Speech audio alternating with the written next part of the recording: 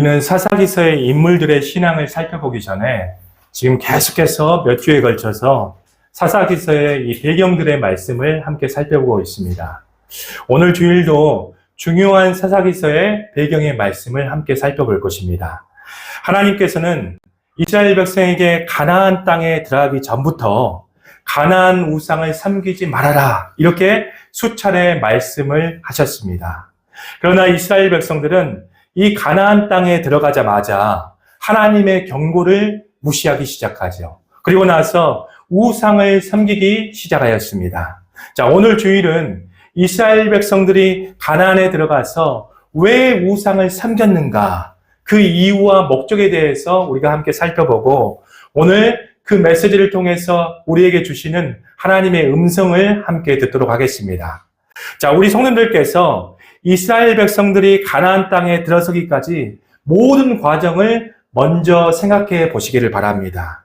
이스라엘 백성들은 이 출애굽 과정 가운데 수많은 하나님의 기적들을 체험하였습니다.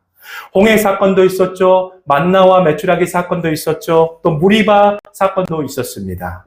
또 이스라엘 백성들은 이 가나안 땅에 입성하기 전에 수많은 전쟁을 치렀었습니다. 바사랑 옥과 아모리 왕 시온 왕과의 전쟁, 또 아이성의 전투, 여리고성의 전투에서 하나님의 은혜로 수많은 전쟁에서 승리를 거두었던 이스라엘 백성들의 모습들이 성경에 그려지고 있습니다. 이렇게 수없는 하나님의 은혜와 기적을 맛본 이스라엘 백성들은 하나님을 잘 섬기고 하나님의 말씀을 잘 순종해야 함에도 불구하고 가나안 땅에 입성하자마자 우상을 섬기게 됩니다. 더 나아가서 가나안 땅에 우상을 섬기면서 하나님의 징계를 받았음에도 불구하고 하나님의 은혜를 금세 또 잊어버리고 또다시 우상을 섬기는 이스라엘 백성들의 어리석은 모습들을 우리는 성경에서 살펴볼 수가 있습니다. 자, 우리는 이 모습들을 보면 참으로 이해할 수가 없습니다. 도대체 이스라엘 백성들은 왜 이런 배은망덕한 행동들을 하나님께 행했는가? 우리는 이러한 의문을 갖게 됩니다. 자, 우리가 이 문제들을 잘 살펴보려면 먼저 이스라엘 백성들의 이 삶의 방식들을 잘 살펴보셔야 됩니다. 자, 아브라함부터 시작된 이스라엘 백성들은 본래 가축들과 함께 떠돌아다니는 유목민이었습니다. 가뭄을 피해서 애굽의 고센 땅에 정착했을 때에도 400년 동안이나 목축업에 종사한 사람들이 이스라엘 백성들이었습니다. 그 이후에 애굽 왕 바로의 압제 때문에 고통을 받게 되죠. 그러면서 노역군으로 살다가 하나님의 은혜로 출애굽을 하게 되죠. 출애굽 광야 때 이스라엘 백성들은 아무 수고도 없이 하나님이 공급해 주신 만나와 메추라기를 먹고 삶을 살아갈 수가 있었습니다. 그러나 이스라엘 백성들이 이 가나안 땅에 입성한 이후에 매일 내렸던 이 만나와 메추라기가 그쳤습니다. 한마디로 먹고 살 것이 없었다는 것이죠. 자, 이스라엘이 정착한 이 가나안 땅은 어떤 땅이었을까요? 이스라엘이 정착한 이 가나안 땅은 농경 문화를 가지고 있는 땅이었습니다. 그러나 이스라엘 백성들은 목축업은 해봤어도 한 번도 농사를 지어본 적이 없었던 민족이었습니다. 자, 이스라엘 백성들은 이 정착한 가나안 땅에서 생계 유지를 위해서, 먹고 살기 위해서 무엇을 해야 됐겠습니까? 농사를 지어야 했었습니다. 자, 이스라엘 백성들이 정착했던 이 가나안 땅은 성경에 의하면 젖과 꿀이 흐르는 땅으로 이렇게 이야기를 하고 있지만 실제로 가나안 땅은 상당히 척박한 땅이었습니다. 성경에서 말씀하는 이 젖과 꿀이 흐르는 땅이라는 것은 하나님의 말씀에 이스라엘 백성들이 순종했을 때 젖과 꿀이 흐르는 땅이 된다는 것을 말씀하는 의미들입니다. 자, 이스라엘 백성들은 이 가나안 땅에서 대부분 돌이 많은 중앙산지에 주로 거주를 했었습니다. 돌이 많은 이 가나안 땅에는 옥토가 흔하지 않았다는 것이죠. 한마디로 말하면 농사 지을 땅이 많이 없었다는 것입니다. 그래서 이스라엘 백성들은 이 가나안 땅에서 농사를 지을 때 빗물에 흙이 쓸려 내려가지 않도록 다행히 밭을 만들어서 농사를 짓기 시작했습니다. 또 가나안 땅은 이 땅도 척박했지만 물 부족에 문제가 있었던 땅이었어요. 자, 가나안 땅은 늘 강수량이 부족해서 농사를 짓기 위해서 물 공급이 필수적으로 필요한 땅이었습니다. 자, 가나안 땅의 이 날씨를 살펴보면 건기와 우기가 있죠. 이 가나안 땅의 이 건기는 6월부터 9월까지가 건기였습니다. 또 우기는 11월부터 3월까지가 우기의 날씨를 가지고 있었습니다. 이 가나안 땅은 우기 때 농사를 짓기 시작하는데 10월부터 11월경에 이 씨를 뿌릴 때 이른 비가 반드시 내려야 땅을 귀경해서 이 씨를 파종할 수 있고, 또 3, 4월경에 이 추수할 때 반드시 늦은 비가 내려야 곡실이 튼실하게 무르익을 수가 있었습니다. 자, 그래서 이스라엘 땅에 이 농사를 지을 때 비강수량이라는 것은 필수 요소였다는 것이죠. 만약에 이스라엘 백성들이 이 농사를 지을 때 비가 제때 내리지 아니하면 가뭄이라는 큰 재앙이 닥쳐오기 시작합니다. 옛 과거에 이 가뭄이라는 것은 즉 죽음과 관련이 돼 있었습니다. 한마디로 말하면 생계 문제가 달려 있었던 문제라는 것이죠. 자, 하나님께서는 이스라엘 백성들이 이 가나안 땅에 입성하기 전에 모세를 통해서 신명기서 28장에 축복과 저주의 핵심 요소로 한 단어를 이야기하시는데 바로 비를 거론하셨다는 것입니다. 하나님께서는 이스라엘 백성들에게 여호와를 너희들이 경외하면 가나안 땅에서 내가 비를 풍족히 내려서 이 가나안 땅에서 풍성한 소출을 얻게 해 주시겠다라고 약속을 해 주셨습니다. 자, 우리 신명기서 11장 13절부터 우리 14절까지 말씀 함께 읽어보도록 하겠습니다. 내가 오늘 너희에게 명하는 내 명령을 너희가 만일 청종하고 너희 하나님 여호와를 사랑하여 마음을 다하고 뜻을 다하여 섬기면 여호와께서 너희 땅에 이른 비, 늦은 비를 적당한 때에 내리시느니 너희가 곡식과 포도주와 기름을 얻을 것이요. 아멘. 이스라엘 백성들이 가나안 땅에 들어가기 전에 너희들이 가나안 땅에서 들어가게 되거든 내 말을 순종해라. 내 말을 경청해라. 그렇다면 내가 이른 비와 늦은 비를 풍족히 내려서 너희 소출이 풍성하게 할 것이다 라고 하나님께서 약속을 해 주셨습니다. 또 하나님께서는 반대적인 이야기도 말씀해 주셨죠. 가나안 땅에 들어가서 너희들이 나 여호와를 경외하지 않을 경우에는 내가 비를 내리지 아니하겠다라고 경고를 해 주셨습니다. 우리 신명기서 11장 16절부터 17절 하나님의 말씀을 읽어보도록 하겠습니다. 너희는 스스로 삼가라. 두렵건대 마음에 미혹하여 돌이켜 다른 신을 섬기며 그것에게 절함으로 여호와께서 너희에게 진노하사 하늘을 닫아 비를 내리지 아니하여 땅이 소산을 내지 않게 하심으로 너희가 여호와께서 주신 아름다운 땅에서 속히 멸망할까 하노라. 아멘. 가나안 땅에서 이스라엘 백성들의 먹고 사는 이 생계의 문제는 농사의 기법이나 기술에 달린 문제들이 아니었습니다. 한마디로 이스라엘 백성들이 가나안 땅에서 살 수 있는 유일한 은혜들은 하나님의 은혜에 달렸던 문제라는 것이죠. 그러나 안타깝게도 이스라엘 백성들은 하나님의 은혜를 신뢰하지 않습니다. 가나안 땅에 입성하자마자 가나안 우상들을 섬기게 되지요. 자, 이스라엘 백성들은 이 가나안 땅에 와서 농사를 잘 짓는 이 가나안 민족들을 보면서 가나안 민족들의 이 농사법에 관심을 갖기 시작했습니다. 가나안 민족들의 이 농사 비법은 한 가지였습니다. 풍요의 신 바알과 아세라를 정성스럽게 섬기는 것이었습니다. 산 꼭대기에 모여서 비를 내려달라고 바알에게 기도하는 이 가나안 민족들의 이 모습들을 살펴보면서 이스라엘 백성들의 마음에는 바알을 섬기고 싶은 유혹이 생겨나기 시작했습니다. 이스라엘 백성들에게 이 바알의 유혹이 가장 커지는 때가 언제였을까요? 가나안 전 지역에 비가 내리지 않고 가뭄이 기승을 부릴 때였습니다. 이스라엘 백성들은 이 하나님께서 약속하신 이 가나안 땅에서 당장 먹고 사는 문제를 해결해야 했기 때문에 바알 우상에게 마음을 뺏기기 시작합니다. 이스라엘 백성들은 이 유혹들을 이기지 못하고 하나님과 함께 가나안의 풍요의 신, 이 비의 신, 이 바알을 섬기게 되죠.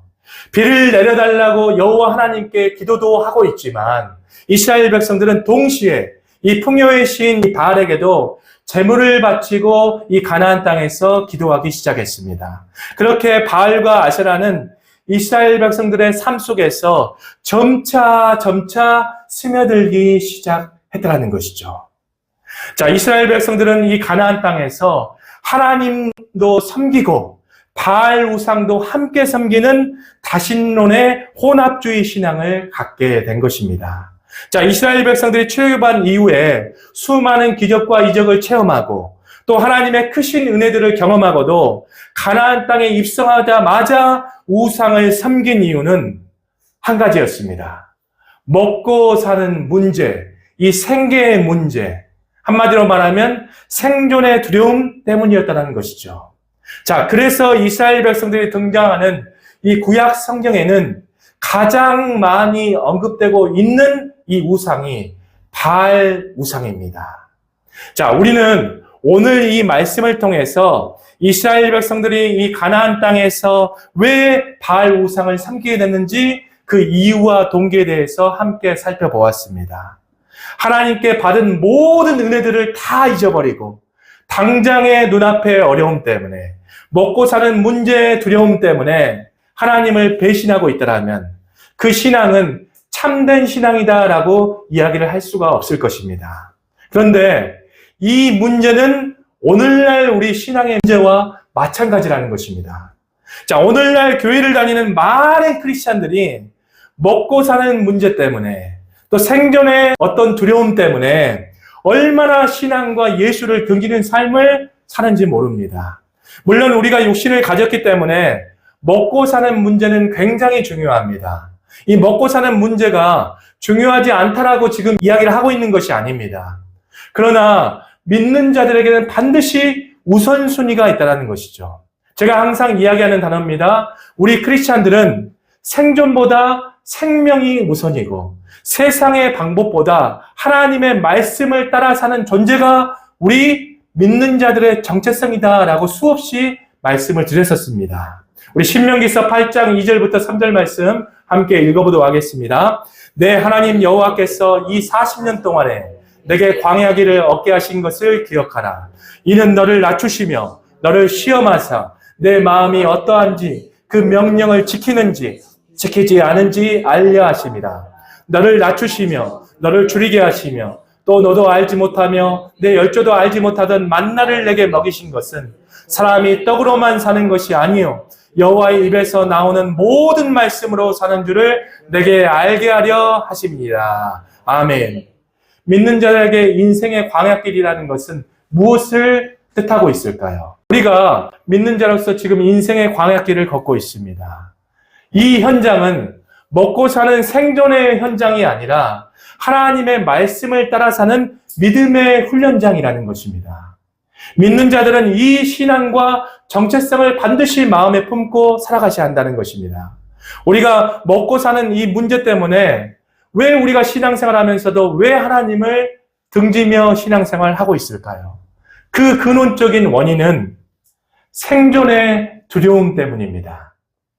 이 세상에서 당장에 먹고 사는 문제가 막히면 사람은 마음의 두려움이 엄습하기 시작합니다. 이 두려움 때문에 하나님보다 실제적인 세상의 방법을 의지하고 세상 것을 먼저 선택하게 된다는 것이죠. 그래서 주일 예배보다 먼저 일과 직장을 선택하게 되고 신앙보다 먼저 돈을 따라가는 수많은 크리스찬들의 모습들을 우리가 볼 수가 있습니다. 오늘날 교회 안에 이런 신앙인들이 수두룩하다는 것이죠. 과연 이러한 신앙을 갖고 천국에 갈 수 있을까요? 하나님보다 우상을 더 사랑하는데 어찌 천국에 갈 수 있겠습니까? 이 천국길은 그냥 내가 예수님 믿는다, 또 목회자에게 어떤 세례를 받았다 해서 천국 가는 것이 아닙니다. 이 천국길은 좁은 문이다라고 했습니다. 이 좁은 문은 생명으로 인도하는 문이죠. 우리가 하나님의 생명으로 거듭 태어나야 목사도 하나님의 생명으로 거듭 태어나고 어떤 장로님도 하나님의 생명으로 거듭 태어나고 기독교의 어떤 수많은 업적을 이뤘다 할지라도 하나님의 생명으로 거듭 태어나지 못한다면 이 천국은 누구도 들어갈 수 없는 것입니다. 그런데 우리가 주일 예배보다 먼저 일과 직장을 선택하고 신앙보다 먼저 돈을 따라가는 그러한 우상을 섬기고 있다면 천국에 갈 수 있을까요? 저는 천국에 갈 수 없다라고 생각합니다. 우리가 실제적인 이 먹고 사는 문제에 생존에 대한 이 두려움들이 생겨날 때 우리는 어떻게 이 문제들을 해결해 나갈 수 있을까요? 자, 평소에 평안할 때 먼저 하나님을 경외하는 신앙을 소유하고 계셔야 됩니다. 자, 우리 인생은 언제 어디서 뜻하지 않게 먹고 사는 문제, 어떤 직장의 실직 문제, 물질의 궁핍함의 문제가 내 인생에서 언제 나타날지 모릅니다. 이러한 일들이 내 인생에서 언제 찾아올지 모르기 때문에 우리는 평소에 우리의 모든 삶들이 평안할 때 하나님을 경외하는 신앙인으로 무장하고 있어야 된다는 것입니다. 성경에서 하나님을 경외하는 사람들의 특징 중에 한 가지가 그 어떤 것도 두려워하지 않는 이 마음을 품게 된다는 것이죠. 하나님을 경외하는 사람들은 세상을 두려워하지 않습니다. 하나님을 경외하는 사람들은 사람을 두려워하지 않습니다. 하나님을 진정으로 경외하는 사람들은 이 먹고 사는 이 두려움이 발생해도 이것 가운데 두려움을 갖지 않는다라는 것입니다.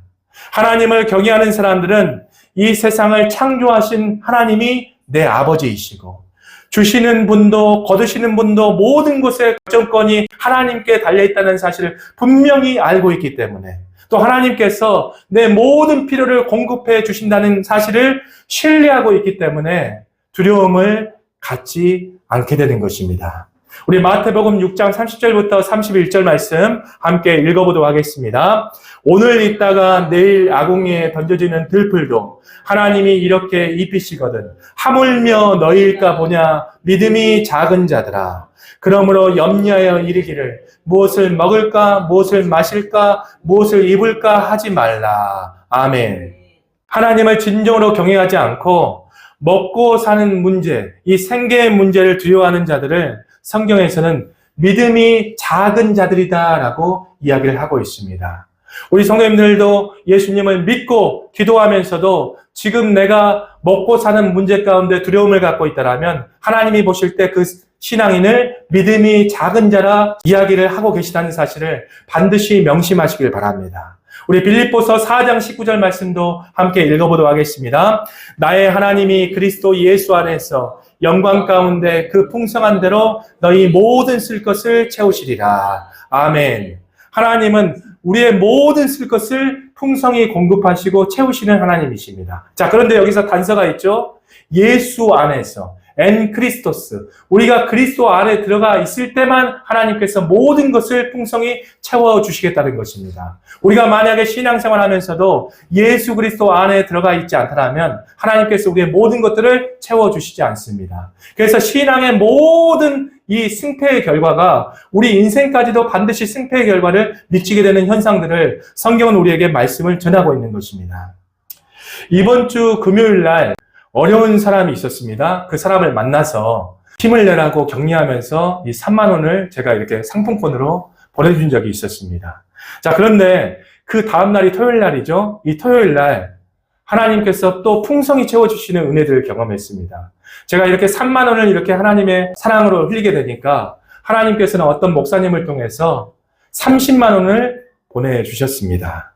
이렇게 하나님은 하나님 안에 사랑을 흘릴 때 반드시 갚아주시고 공급해주시는 하나님이십니다. 오늘 우리가 전도활동을 하죠. 이 전도활동을 하는 것도 공짜가 아닙니다. 하나님은 반드시 씨를 뿌리면 열매를 거두게 하시는 분이 하나님이시라는 것입니다. 자, 반대로 하나님을 경외하지 않을 때 나타나는 현상들이 있습니다. 그 현상이 바로 두려움이라는 것이죠. 자, 두렵다라는 이 말은 하나님을 신뢰하지 않는다는 말과 똑같은 의미의 단어들입니다. 하나님을 경외하지 않고 하나님에 대한 확고한 신뢰가 없는 사람들은 모든 것에 두려움을 갖기 시작합니다. 하나님을 경외하는 마음이 없으면 세상이 두렵습니다.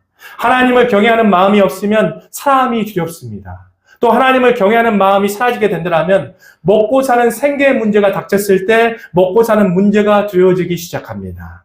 하나님은 우리가 이 세상을 다스리라고 명령하셨지 이 세상의 피조물들에 두려워하라고 말씀하신 적이 한 번도 없습니다. 하나님은 창세기 때 우리에게 대위임 명령을 하셨죠. 이 모든 만물을 창조하시고 인간에게 모든 만물을 관리하고 다스리다라고 하나님은 말씀을 하셨습니다.